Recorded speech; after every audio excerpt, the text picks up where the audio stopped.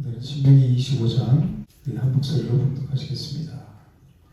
사람들 사이에 시비가 생겨 재판을 청하면 재판장은 그들을 재판하여 의인은 의롭다 하고 악인은 정죄할 것이며 악인에게 태형이 합당하면 재판장은 그를 엎드리게 하고 그 앞에서 그의 죄를 따라 술을 마치고 때리게 하라.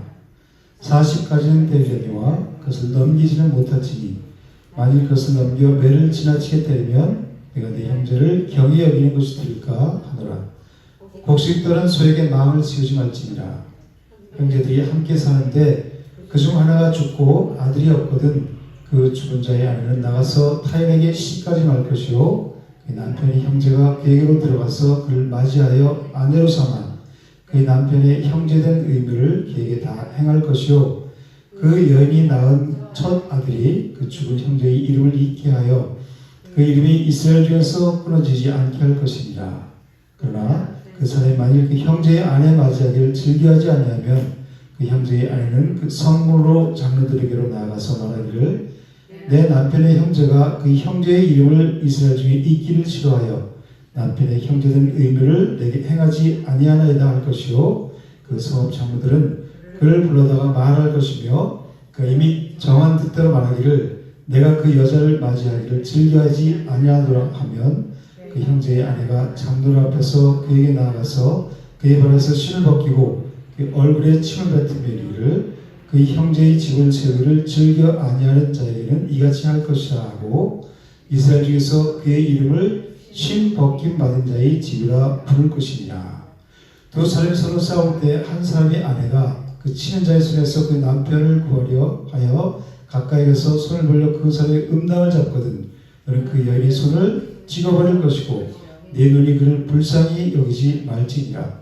너는 내 주머니에 두 종류의 저울추 큰 것과 작은 것을 넣지 말 것이며 내 집에 두 종류의 대에 곧 큰 것과 작은 것을 두지 말 것이요 온전하고 공정한 저울추를 두며 온전하고 공정한 대를 둘 것이라. 그리하면 내 하나님 여호와께서 내게 주시는 땅에서 네 날이 길리라. 이런 일들을 행하는 모든 자, 악을 행하는 모든 자는 내 하나님 여호와께 가증하니라. 너희는 애굽에서 나오는 길에 아말렉이 내게 행한 일을 기억하라. 곧 그들이 너를 길에서 만나 내가 피곤할 때에 네 뒤에 떨어진 약한 자들을 찾고 하나님을 두려워하지 아니하였느니라. 그러므로 내 하나님 여호와께서 내게 기업으로 주어 차지하게 하시는 땅에서 내 하나님 여호와께서 사방에 있는 모든 적군으로부터 내게 안식을 주실 때에 너는 천하에서 아말렉에 대한 기억을 지워버리라. 너는 잊지 말지니라. 아멘. 모세의 세 편의 설교로 되어 있는 게 신명기라고 그랬죠. 두 번째 설교가 계속 이어지고 있어요. 이스라엘 백성들이 가나안 땅, 약속의 땅에 들어가서 지켜야 할 여러 가지 규례들을 지금 말씀하고 있어요.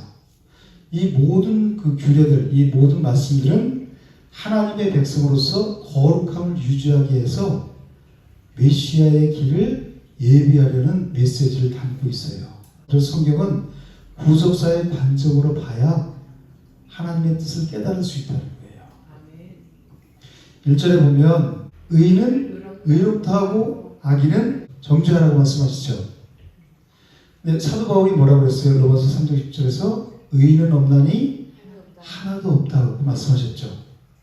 하나님을 떠나 살아가는 모든 인간은 다 의인이 아니라 악인이에요. 즉 정죄의 대상이라는 거예요. 그러므로 우리는 재판장 앞에서 의롭다함을 얻을 수 없는 존재라는 거예요. 여기서 재판장은 심판주로 오실 예수 그리스도를 예표하고 있는 거예요. 죄의 삭은 사망이라고 말씀하시죠. 죄의 삭은 사망이기 때문에 우리는 모두 다 죽어 마땅한 자들이었다는 거예요. 그런데 하나님은 하나님의 공의는 그 죄를 그냥 덮어두지 않으시죠. 어떻게 하세요? 우리가 받아야 할 그 정죄를 예수님이 대신 받게 하셨어요. 그리고 우리가 받아야 할 모든 죄값을 예수님이 십자가에서 모두 감당하시게 하셨어요. 이것이 우리를 향한 하나님의 사랑이죠. 그래서 로마서 5장 8절에 뭐라고 말씀하고 있어요? 우리가 아직 죄인 되었을 때에 그리스도께서 우리를 위하여 죽으심으로 하나님께서 우리에 대한 자기의 사랑을 확증하셨느니라 이렇게 말씀하세요. 우리가 죄인 되었을 때 십자가를 통해서 우리의 사랑을 하나님의 사랑을 확증하셨다는 거예요. 우리는 이제 하나님의 사랑을 값없이 거저받고 살아가는 자들이죠. 평생 우리가 벌어도 갚지 못할 엄청난 그 은혜를, 그 특혜를 받고 살아가는 거예요. 율법의 정죄와 심판 아래에서 우리는 해방된 자들이에요. 성도가 이 세상을 살아갈 수 있는 힘과 능력이 바로 여기에서 나오는 거예요. 십자가의 능력에서 세상을 이기며 살아갈 수 있는 힘과 능력이 나오는 거예요. 그러니까 십자가의 은혜를 깨달은 자들은 세상의 어떤 형편에 얽매이는 것이 아니라 그것을 이기면서 날마다 승리의 삶을 살아간단 말이에요. 이길 수 있는 힘이 이 십자가에서 나온단 말이에요. 그래서 믿음 있는 성도들은 잠시 넘어질 수 있지만 다시 그 십자가의 은혜를 생각하고 우리는 이 땅의 소망을 두고 사는 자들이 아니라 어디에 소망을 두고 살아가요? 하늘의 소망을 두고 살아가는 자들이잖아요. 그죠? 하늘 시민권을 이미 얻은 자들이잖아요. 이 땅을 디디면서 살아가지만 우리는 하늘 시민권을 가지고 살아가는 하나님의 백성들이라는 거예요. 이 땅의 모든 일들은 다 잠시 잠깐 있다가 없어지는 것들이 다 불타 없어질 것이고, 그래서 우리의 소망은, 우리의 모든 초점은 하늘에 있는 거예요. 그래서 그 힘이, 세상을 이길 수 있는 힘이 어디서 나오냐면 바로 이 십자가의 능력, 하나님의 사랑에서 나오는 거예요. 그래서 어둠에서 빛으로, 그래서 죄인에서 이제 우리는 의인으로 거듭난 자의 삶을 살아가는 자들이 성도라는 거예요. 그래서 우리는 이제 더 이상 율법의 심판 아래 있는 자들이 아니라 예수 그리스도의 대속을 통해서 의롭다함을 입은 새로운 피조물인 거예요. 이게 우리 정체성이에요. 나는 새로운 피조물이다. 나는 거듭난 하나님의 자녀다. 이게 우리의 정체성이에요. 이 정체성을 바로 알고 있으면 우리는 흔들리지 않아요. 요동치지 않아요. 믿음이 굳게 말씀에 뿌리를 깊게 내리고 있으면 우리가 흔들리지 않고 잠시 넘어질 수 있지만 다시 일어서서 그 진리의 길을, 생명의 길을 당당히 걸어갈 수 있단 말이에요. 2절 3절 말씀 보면 이제 이 악인에게 태형이 합당하면 이 재판장은 어떻게 해요? 그 죄의 경중에 따라서 때리게 했어요. 이 태형의 목적이 뭐예요? 때리는 목적이 그 육체의 고통을 통해서 자신의 죄를 깨닫게 하는 거예요. 그리고 이 공동체의 거룩함을 유지하기 위해서 이 태형을 치게 했단 말이에요. 이 죄에는 반드시 그 대가가 따른다는 거예요. 그리고 하나님은 이 죄의 문제를 결코 가볍게 오지 않으신다는 것을 보여주는 거란 말이에요. 그래서 몇 대까지 때리라고 그래요? 최대로 때릴 수 있는 그 매의 한계를 40대로 제한하셨단 말이에요. 40대를 넘기면 율법을 어기는 게 되죠. 그래서 유대인들이 어떻게 했어요? 실수로 이 율법을 어기지 않게 위해서 40에 하나 감한대 39대만 때렸단 말이에요. 그래서 바울이 40에 하나 감한 배를 몇 번 맞았어요? 5번 맞았대요. 율법을 범하지 않기 위해서 39대까지만 때리는 거예요. 3절 맨 끝에 보면 내 형제를 경히 여기지 않기 위함이라 이렇게 말씀하시죠.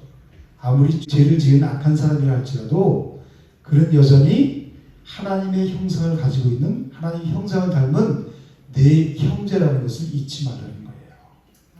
그래서 사람들이 무슨 말이냐면 죄를 미워하되 사람은 미워하지 말라 그렇게 말하죠. 하나님은 그 죄를 벌하시는 거예요. 그대로 간과하지 않으세요. 그렇지만 그 존재 자체를, 그 죄를 지은 사람을 멸시하지는 않으신다는 거예요. 사실 우리는 이 죄의 경중을 따지자면 우리는 40대만 맞을 것이 아니라 우리는 영원한 심판을 받아 마땅한 자들이에요. 근데 우리가 맞아야 할 이 매를 누가 맞으셨죠? 빌라도의 뜰에서 예수 그리스도께서 끔찍한 채찍질을 당하셨어요. 그래서 이사야 53장 5절 말씀을 보면 그가 채찍에 맞음으로 우리는 나음을 받았도다 이렇게 말씀하고 있어요. 예수 그리스도께서 이 율법이 정한 형벌을 몸소 다 감당하신 거죠. 우리 대신해서. 그래서 우리는 더 이상 정죄를 받지 않게 돼 있어요. 이 율법의 정죄를 우리가 안 받는 거예요. 왜? 우리 대신 예수님이 다 받으셨기 때문에. 그래서 그가 채찍에 맞음으로 우리는 나음을 입었도다. 죄 사함을 받았다는 거예요. 그리고 하나님과의 관계가 화목한 관계가 되었다는 거예요. 그래서 어둠에서 빛으로 사망에서 생명으로 온전히 회복된 자가 되었다는 거예요. 다시 하나님과 하나님 연합되어서 하나님의 자녀, 하나님 나라를 누리고 살 수 있게 되었다는 거예요. 그게 나음을 입었다는 말씀이에요. 하나님의 사랑은 그 율법을 완성하기 위해서 자기 아들을 채찍질하는 자리에 내어주셨죠. 그래서 주님이 우리를 대신해서 맞으심으로 우리는 당당하게 의인으로 살아갈 수 있게 된 거예요. 이제 우리는 의인이에요. 누가 뭐래도 누가 우리를 손가락질해도 물론 우리는 구원받은 죄인이죠. 그러니까 우리는 죄를 지을 수도 있고 악한 일을 행할 수도 있어요. 그렇지만 우리의 신분은 하나님은 우리 죄를 보시지 않는다 그랬잖아요. 예수 그리스도를 통해서 우리를 보시기 때문에 이제 우리 죄를 동의서에서 본 것 같이 우리 죄를 모두 도말하셨다 그러죠. 그래서 우리는 날마다 이미 목욕한 자는 발밖에 씻을 필요가 없다 그러죠. 날마다 말씀과 기도를 통해서 정결한 삶을 살아가는 거예요. 그리고 우리는 이제 죄인이 아니라 우리는 의인이란 말이에요. 당당하게 하나님 앞에 설 수 있는 존재가 됐다는 거예요. 사탄은 우리 작은 잘못을 가지고 우리를 참소해요.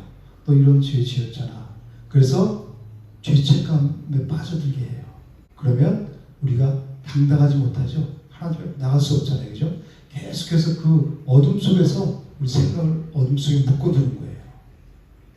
그래서 말씀을 통해서 나의 정체성을 바로 찾으면 예수 그리스도께서 채찍에 맞으면 우리가 나음을 입었도다. 나는 이제 하나님의 자녀가 되고 죄 문제가 완전히 해결됐다. 그래서 당당하게 하나님의 자녀로서의 삶을 살아간다. 그 정체성을 바로 알고 있어야 된다는 거예요. 사탄의 속삭임에 우리 넘어가지 않기 위해서. 그래서 4절 말씀에 보면 곡식 떠는 소에게 마음을 씌우지 말지니라 이렇게 말씀하고 있어요. 이 농경사회에서는 이 소가 모든 힘든 일을 다 했죠. 우리도 옛날에는 지금 이제 기계가 하지만 옛날에는 소가 다 했잖아요. 근데 사도 바울은 이 말씀이 단순히 소를 위한 말씀이 아니다 이렇게 말씀하고 있어요. 그래서 고린도전서 9장 9절에서 11절에 보면 모세의 율법에 곡식을 밟았던 소에게 마음을 씌우지 말라 기록하였으니 하나님께서 어찌 소들을 위하여 염려하시느냐 오로지 우리를 위하여 말씀하심이 아니냐 과연 우리를 위하여 기록된 것이니 밭 가는 자는 소망을 가지고 갈며 곡식 떠는 자는 함께 얻을 소망을 가지고 떠는 것이라. 우리가 너에게 신뢰한 것을 뿌렸은즉 너희의 육적인 것을 거두기로 과하다 하겠느냐 이렇게 말씀하고 있어요. 모세의 율법에 곡식을 밟았던 소에게 마음을 씌우지 말라 기록하였는데 이게 소들을 위해서 하나님이 염려하셔서 그렇게 말씀하신 게 아니란 말이에요. 그죠? 뭐를 위해서 한 거예요? 우리를 위해서 말씀하신 거라는 거예요. 그러면서 11절에 우리가 너에게 신뢰한 것을 뿌렸은즉 너희의 육적인 것을 거두기로 과하다 하겠느냐 이렇게 말씀하고 있어요. 바울은 복음을 전하는 사역자들의 권리에 대해서 말씀하고 있는 거예요. 하늘에 신령한 양식을 나누는 자들이 육의 것을 공급받는 것이 마땅하다는 거예요. 아멘. 할렐루야. 성도는 다 복음을 전하는 자들이에요. 목회자들뿐만이 아니라 하나님의 말씀을 먹은 자들은 그 말씀을 전하는 사명을 다 가지고 있는 거란 말이에요. 아멘. 그런 자들은 하나님이 책임진단 말이에요. 아멘. 내가 나를 위해 살면 내가 책임지어서 살아야 되죠. 내 삶을, 내 인생을. 그거는 고아와 과부와 나그네들이 그런 삶을 살잖아요. 보호자가 없는 사람들, 내가 스스로 힘으로 살아야 되잖아요. 스스로의 능력으로 살아가야 되잖아요. 그죠? 그렇지만 우리는 하늘 아버지의 보호 아래서 살죠. 그러니까 그분이 책임져 주신다는 거예요. 우리 삶을. 아멘. 마땅하다는 거예요. 아멘. 예수님은 우리 인류를 구원하시기 위해서 이 땅에 오셔서 모든 수고를 아끼지 않으셨죠. 그 결과 하나님이 어떻게 하셨어요? 빌립보서 2장에 보면 이러므로 하나님이 그를 지극히 높여 모든 이름 위에 뛰어난 이름을 주사 하늘에 있는 자들과 땅에 있는 자들과 땅 아래에 있는 자들로 모든 무릎을 예수의 이름에 꿇게 하시고 모든 입으로 예수 그리스도를 주라 시인하여 하나님 아버지께 영광 돌리게 하셨느니라. 아멘. 예수님께서 인류를 구원하시기 위해서 이 땅에 오셔서 하나님 나라를 전파하셨죠. 아멘. 다른 일 한 거 없잖아요. 아멘. 그러니까 하나님이 어떻게 하셨다고요? 모든 입으로 그 예수 그리스도를 주라 시인하게 하셨다는 거예요. 하나님이 높여주셨다는 거예요. 아멘. 하나님은 우리가 주를 위해서 살아갈 때, 복음을 위해서 헌신하고 수고하는 삶을 살아갈 때 그냥 하나님이 간과하지 않으시고 결코 우리의 입에 망을 씌우지 않으세요. 그리고 모든 필요한 것들을 채워주시고 그리고 우리의 삶을 책임져 주시는 분이에요. 아멘. 그리고 그 전도자의 삶을 존귀한 자의 삶을 살아가도록 하나님께서 인도하시는 거예요. 아멘. 우리 안에 가장 귀한 보석이 있잖아요. 보물이 있잖아요. 예수 그리스도. 그러니까 우리 삶을 그런 존귀한 자의 삶을 살게 하시는 거예요. 그래서 우리가 입만 열면 우리 안에 예수 그리스도로 가득 차 있으면 입만 열면 예수 그리스도가 나올 거 아니에요. 복음 전하는 사명의 삶을 살아갈 거 아니에요. 그죠? 그런 자들의 삶을 책임져 주시고 존귀한 자의 삶을 살게 하신다. 그리고 이제 5절에서 10절 말씀에 보면 계대 결혼법에 대해서 말씀하고 계세요. 이 계대 결혼법은 형제가 이제 같이 살다가 형이 아들을 낳지 못하고 죽었어요. 그러면 이 동생이 형수와 어떻게 해요? 결혼을 하라는 거예요. 그래서 첫 아들을 낳으면 그 아들이 죽은 형의 이름을 잊게 하는 그런 제도예요.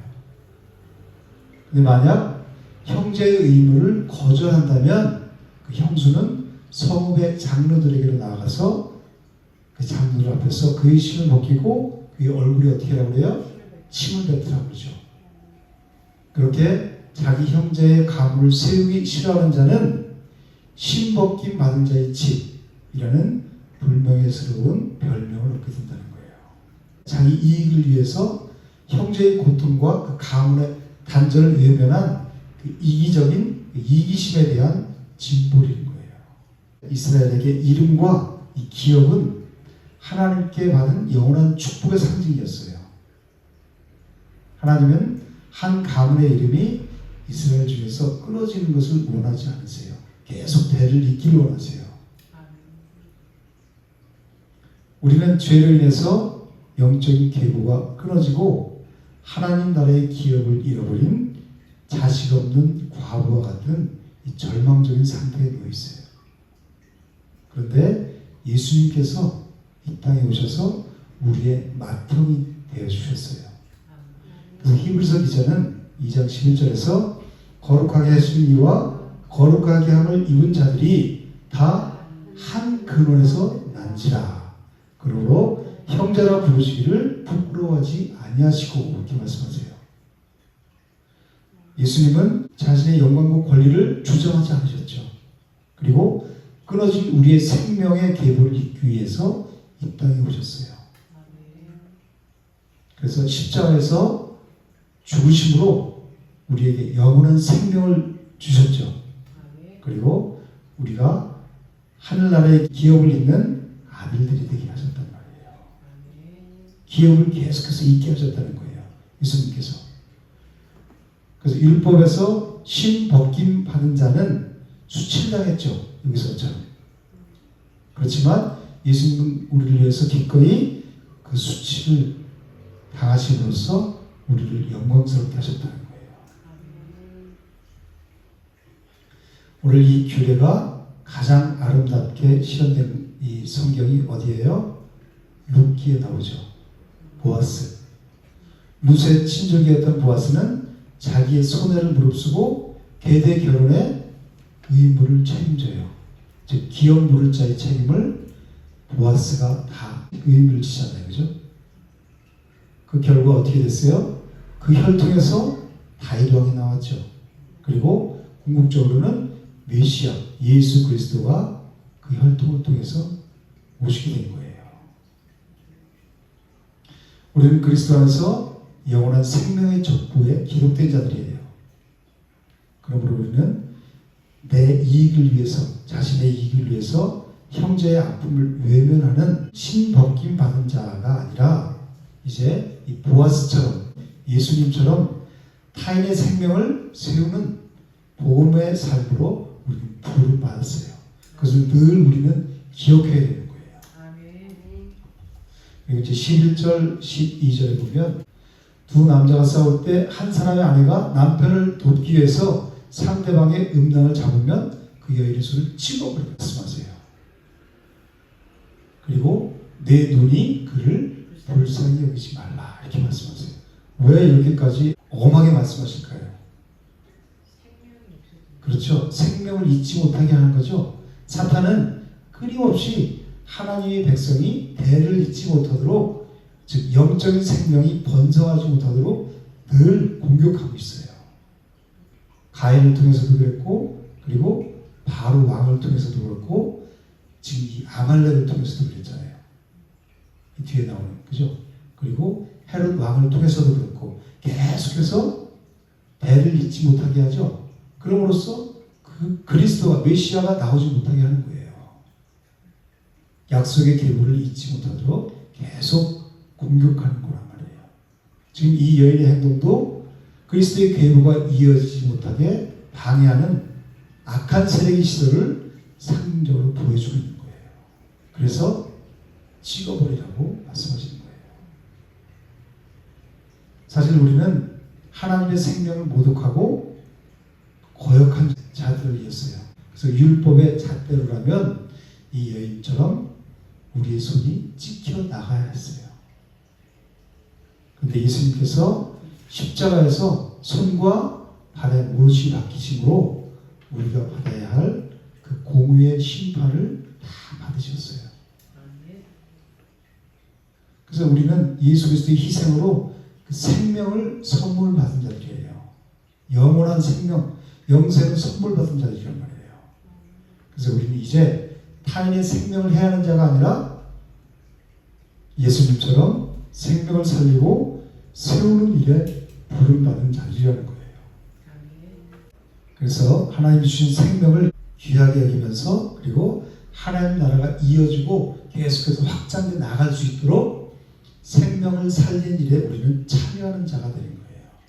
그런 삶을 살아가는 것이 성도의 마땅한 삶이라는 거예요.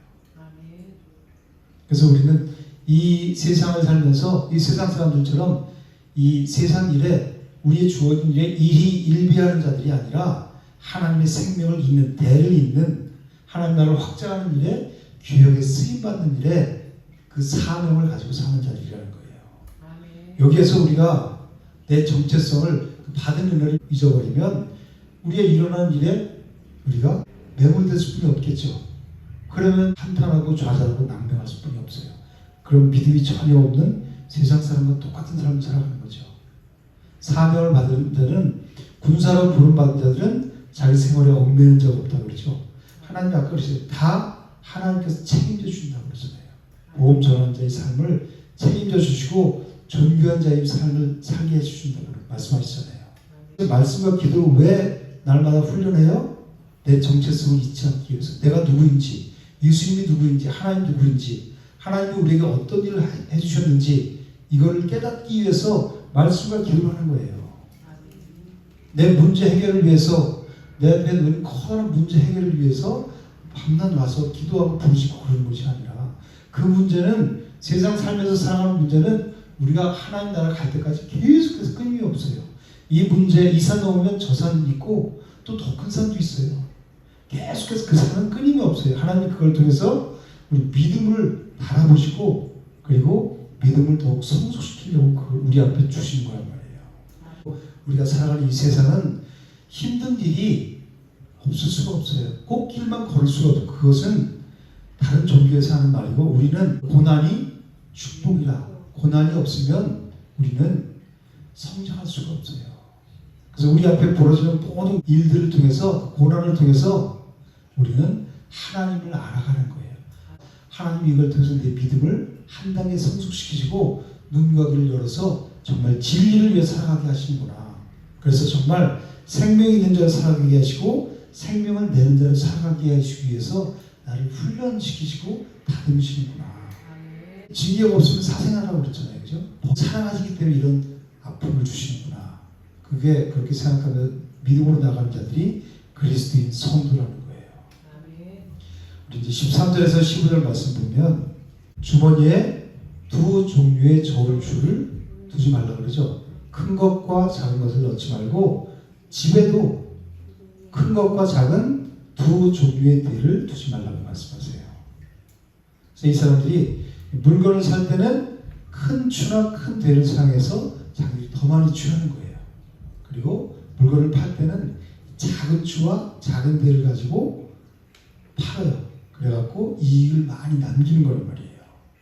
즉 속임과 탐욕의 행위를 금하라고 하나님께서 말씀하시는 거예요. 그것은 곧 다른 사람의 몫을 빼앗는 도둑질이다. 즉 하나님의 통치 질서인 정직과 공의를 무너뜨리는 행위다. 이렇게 말씀하시는 거예요. 타락한 인간은 본능적으로 두 저울추를 가지고 살아가요. 그래서 늘 자기 자신에게는 관대해요. 이 정도까지는 괜찮겠지. 그러면서 타인에게는 엄격한 기준을 적용해요. 근데 거꾸로 해야 되는 거예요. 그죠? 본인에게는 엄격하고 타인에게는 관대한 그런 삶을 살아야 되는 거예요. 이 두 저울추를 가지고 사는데 자기 자신에게 엄격하고 타인에게는 관대한 그런 잣대를, 그런 기준을 적용하며 살아야 된다는 거예요. 그런데 죄성이 있는 우리 인간은 똑같은 죄에도 자기 죄는 가볍게 생각하고 타인의 죄와 허물은 무겁게 더 크게 판단한단 말이에요. 그리고 하나님 위치 올라가는 거예요. 성경에서 이 저울과 측량은 하나님의 공의로운 심판을 상징하고 있어요. 그래서 하나님은 정확하고 흔들림이 없는 기준으로 판단하시는 분이에요. 그래서 하나님은 이스라엘에게 온전하고 공정한 추와 대를 두라 이렇게 말씀하시죠. 이것은 하나님의 백성이 하나님의 공의를 드러내며 살아야 된다는 것을 말씀하시는 거예요. 그럴 때 내 날이 길리라 이렇게 말씀하세요.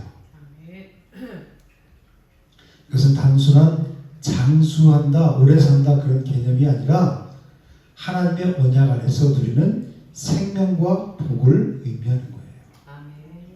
가나안 땅은 궁극적으로 성도가 들어갈 영원한 하나님의 나라를 예표하는 거죠. 그래서 그 날에는 이 거짓과 속임이 없고 오직 하나님의 완전한 공의만이 존재하는 거예요. 그런데 죄인인 우리 인간은 그 하나님의 저울 앞에서 모두 다 부족하다, 부족함이 드러났을 뿐이 없는 존재예요. 왜 그러냐면 우리는 하나님의 기준을 만족시킬 수 있는 존재가 아니란 말이에요. 그런데 예수 그리스도께서 십자가에서 우리 죄를 모두 감당하심으로 하나님의 공의가 요구하는 죄값을 완전하게 감당하셨죠. 하나님 앞에서 유일하게 온전한 기준이 되시는 분이 예수 그리스도란 말이에요. 그래서 우리가 그 그리스도 안에 있을 때, 생명 안에 있을 때 하나님은 우리를 의롭다고 말씀하세요. 의롭다 칭하시는 거예요. 그리고 하나님 나라의 생명과 복에 참여할 수 있게 해주셨어요. 이 온전하고 공정한 저울추를 두라는 말씀은 우리 삶의 중심에 변하지 않는 기준이신 예수 그리스도를 두라, 예수 그리스도를 모시고 살라는 뜻이에요. 이 세상은 자기 유익에 따라서 끊임없이 그 기준을 바꿔나가요. 그렇지만 성도는 하나님의 말씀과 예수 그리스도의 사랑을 기준 삼아 살아가는 자들이죠. 그렇게 살아갈 때 하나님의 공의와 하나님의 은혜를 누리면서 살아갈 수 있는 자들이 바로 우리 성도란 말이에요. 하나님의 자녀란 말이에요. 그리고 이제 16절 말씀 보면 이런 일들을 행하는 모든 자, 악을 행하는 모든 자는 내 하나님 여호와께 가증하다 이렇게 말씀하시죠. 이 가증하다는 말은 이 성경에서 우상 숭배를 하는 자들을 책망할 때 하나님께서 자주 사용하셨죠. 그런데 하나님은 사람을 속이고 불의한 이익을 취하는 행위를 이 우상 숭배와 같이 똑같이 보신다는 거예요. 왜 그러냐면 이 불의한 저울은 하나님보다 자기의 이익을 더 사랑하는 마음, 이기적인 마음에서 온 거죠. 그렇기 때문에 하나님께서 그렇게 취급하신다는 거예요. 겉으로는 입으로는 하나님을 섬긴다고 말을 하지만 실제로는 그 안에 탐욕과 자기 유익을 위한 삶의 기준으로 악독으로 가득 차 있다는 거예요. 그래서 성경은 탐심을 뭐라고 그래요? 우상숭배다 이렇게 골로새 3장 5절 말씀하시잖아요. 하나님 나라는 이 거짓 저울이 아닌 완전한 공의 위에서 세워지는 나라가 하나님 나라예요. 그러므로 그 하나님 나라의 백성인 우리는 사람 앞에서만 정직한 삶을 살아가는 것이 아니라 하나님 앞에서 그 하나님의 기준, 하나님의 말씀으로 살아가야 된다는 거예요. 그래서 하나님 앞에서 호람되고 날마다 하나님 앞에서 하나님의 말씀대로 하나님의 기준대로 살아가는 자들이 우리 성도라는 거예요. 그리고 이제 17절, 18절 보면 하나님은 이스라엘이 애굽에서 나온 후에 아말렉이 행한 일을 어떻게 하라고 그래요? 기억하라 이렇게 말씀하시죠. 이 아말렉은 이스라엘 사람들이 애굽에서 나왔을 때 피곤하고 지쳐있을 때 그 대열의 맨 뒤에 있는 연약한 자들을 공격했어요. 근데 이 성경에서 아말렉은 하나님의 구원 계획을 집요하게 방해하는 이 사탄의 세력을 상징하고 있어요. 그들은 광야의 길에서 약하고 지친 자들을 공격함으로 하나님의 언약 백성을 무너뜨리려고 했어요. 사탄은 성도가 영적으로 지치고 그리고 낙심하고 깨어있지 못할 때 어떻게 해요? 그 틈을 타서 그 틈을 노려서 공격해요.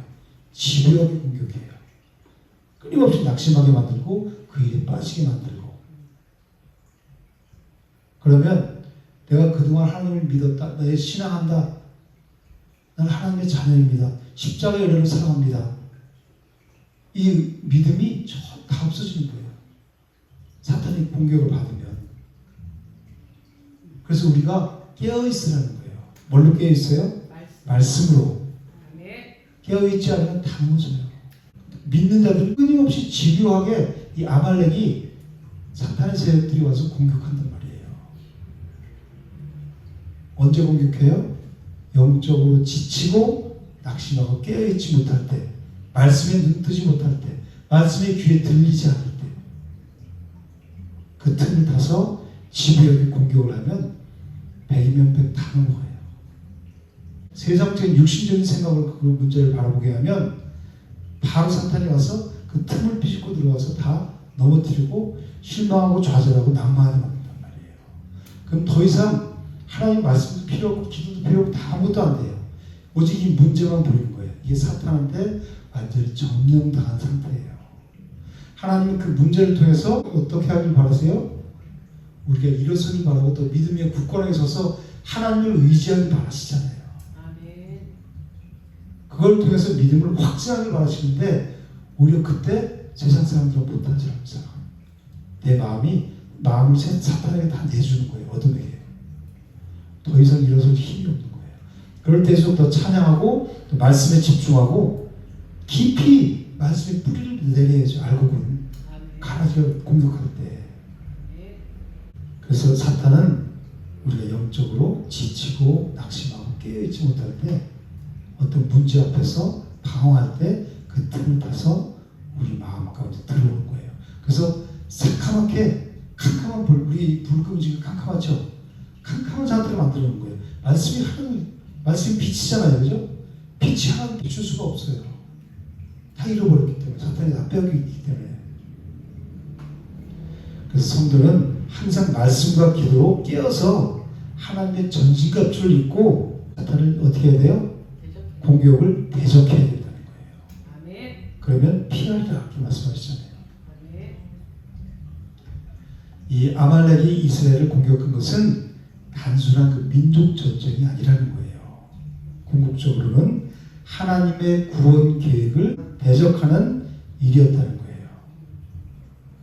이스라엘 백성들을 무너뜨리면 그 백성을 통해서 오실 메시아의 길을 끊을 수 있잖아요. 그죠? 그러니까 계속해서 공격하는 거예요. 집요하게. 우리를 믿음이 있는 자를 하나님 믿는 자들을 계속해서 사탄이 틈을 누려서 공격하면 나를 통해서 믿음의 후손을 계속 계보를 이어내려가야 될 거 아니에요. 그죠? 내 자녀 그 손자 손자 계속해서 믿음의 계보를 이어내려가야 되는데 그것을 끊으려고 사탄이 계속 공격한단 말이에요. 그래서 출애굽기 17장 16절 보면 하나님께서 여호와께서 맹세하시기를 여호와가 아말렉과 더불어 대대로 싸우리라. 하나님께서 이 아말렉과 이 사탄의 세력과 대대로 싸우신다는 거예요. 이 말씀은 단순히 아말렉 그 민족을 심판하신다는 그런 말씀이 아니라 하나님의 구원 역사를 대적하는 악의 세력이 반드시 패배할 것이라는 것을 선포하시는 말씀이라는 거예요. 누가 이겨요? 하나님이 이겨요? 사탄의 세력이 이겨요? 하나님이 이기시잖아요. 그렇죠? 우리 그 믿음을 가지고 있는 자들이란 말이에요. 기본적인 믿음 위에 서 있으면 사단의 공격을 왔을 때 잠시 내가 깨어있지 못해서 쓰러졌지만 다시 말씀을 위해서 굳건하게 일어설 수 있는 거예요. 더 넘어진 자는 다시 더 탄탄해지죠. 비가 온 땅이 더 단단해지다고 얘기하잖아요. 그렇죠? 그래서 넘어졌다고 실망하고 낙심할 것이 아니라 아 내가 넘어졌구나 또 내가 말씀에 영적으로 깨어있지 못했구나 생각하고 다시 오뚜기처럼 일어서는 거예요. 다시 또 일어서는 거예요. 그러면 더 견고해지고 다음에 이런 공격이 왔을 땐 절대로 넘어지는 게 아닌 거예요. 그래서 찬송하고 기도하고 말씀 가운데 나가서 그러니까 우리가 매일 말씀 있는 이유가 그거예요. 형식적으로 있는 것이 아니라 말씀 속으로 들어가기 위해서 말씀이 곧 하나님이잖아요. 그죠? 그 능력으로 살아가기 위해서 말씀을 읽으면서도 기도하면서도 우리가 그 문제에 빠진다면 우리는 형식적인 신앙인 거죠. 내 안에 생명이 없는 거예요. 고갈되어 버린 거예요. 다 빼앗겨버린 거예요. 하나님은 문제를 통해서 우리를 성장하고 성숙시키세요. 우리가 여기까지 온 것은 정말 문제가 없이 평탄하게 이렇게 온 것이 아니라 엄청나고 수많은 그런 문제를 넘어서 여기까지 왔잖아요. 그죠? 하나님의 열심히 우리를 붙잡고 여기까지 인도하셨다는 거예요. 그러니까 우리가 살아온 길만 되돌아보더라도 낙심하고 좌절하고 그럴 일이 없죠. 내 힘으로 내 의지로 하는 것이 아니라 하나님의 열심히 나를 여기까지 인도하시는구나. 그래서 빌립보서 1장 6절에 뭐라고 말씀하셨어요? 너희 안에서 착한 일을 시작하시니까 무슨 날? 그리스도 예수의 날까지 이루실 줄 우리는 확신하노라. 사도 바울이 그러잖아요. 그죠? 하나님께서 착한 일을 시작하셨죠. 우리를 구원하셔서 여기까지 이 자리에 앉혀놓으셨잖아요. 그죠? 그 하나님께서 그 구원의 완성을 이루신다는 거예요. 그걸 확신한다는 거예요. 사도 바울이. 우리 그 말씀을 믿고 살아가는 자들이잖아요. 말씀을 따라가는 자들이잖아요. 그죠? 그럼 내가 비록 흔들리더라도 거기에 내가 마음 뺏기지 않고 다시 바르게 중심을 잡고 뿌리를 깊게 내려서 그 하나님의 열심을 믿고 나가는 거예요. 거기에 초점을 맞추고. 그럴 때 찬양 하나만 있어도 우리는 지켜요. 내 영혼의 햇빛이 우리는 뭐예요? 어둠이죠. 조그만 일을 당하면 어둠 속으로 우리는 빠져요. 그렇지만 그 내 영혼의 햇빛이 뭐예요? 예수 그리스도잖아요. 말씀이잖아요. 그죠? 햇빛이 비치면 어둠이 어떻게 해요? 물러가잖아요.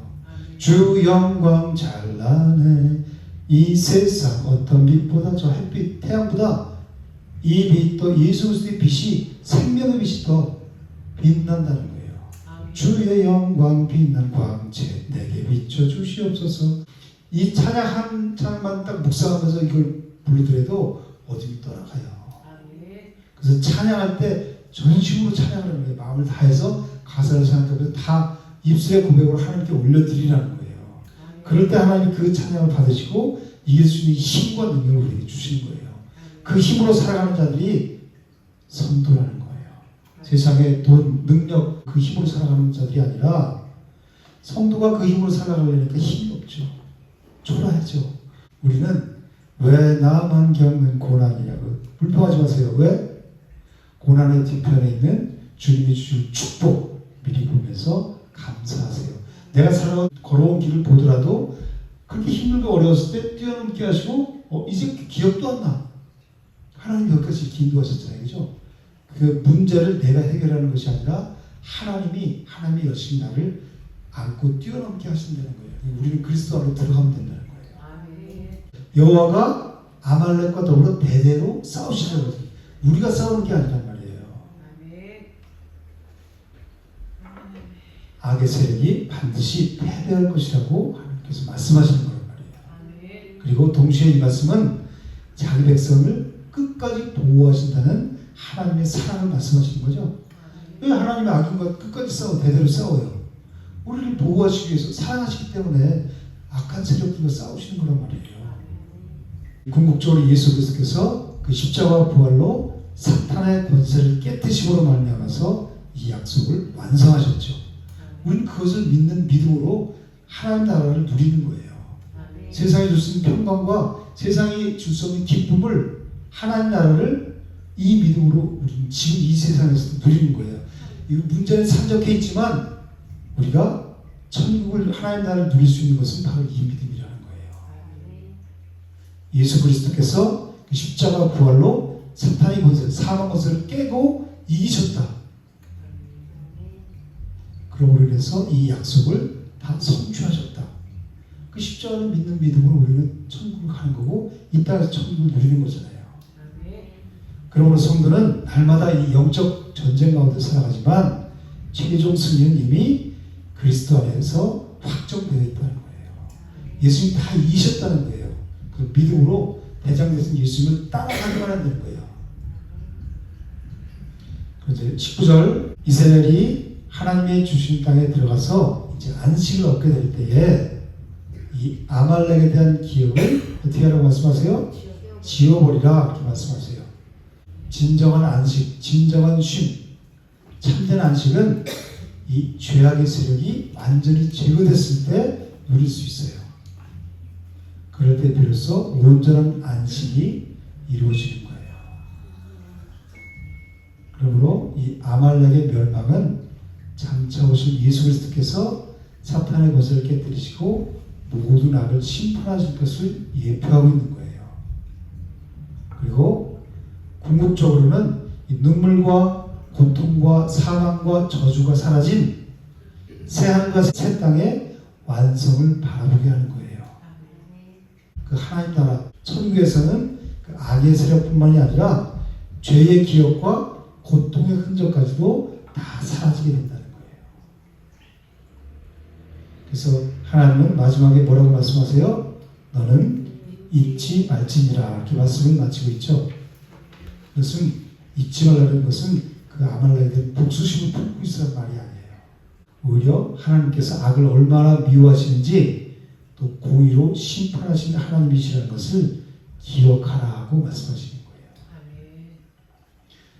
그래서 우리는 하나님의 백성이죠. 하나님의 자녀들은 이 세상의 죄악과 타협하지 말고 영적으로 깨어서 거룩함을 지키며 살아가는 자들이라는 거예요. 그래서 구속받은 성도는 이미 그리스도 안에서 안식을 얻었죠. 우리 안에 그리스도께서 있으니까 예수 그리스도가 우리 안에 있으면 우리는 안식을 누리는 거잖아요. 이미 우리는 안식을 얻은 자들이에요. 그렇지만 동시에 완성될 하나님 나라를 바라보면서 끝까지 우리는 믿음으로 깨어 있어야 된다는 거예요. 뭘로만 깨어 있을 수 있어요? 말씀과 기도로만. 말씀과 기도가 우리를 살게 하는 거예요. 어떤 일이 일어났을 때, 터졌을 때 성령께서 그 말씀을 통해서 우리를 뛰어나게 하는 거예요. 일어서게 하는 거란 말이에요.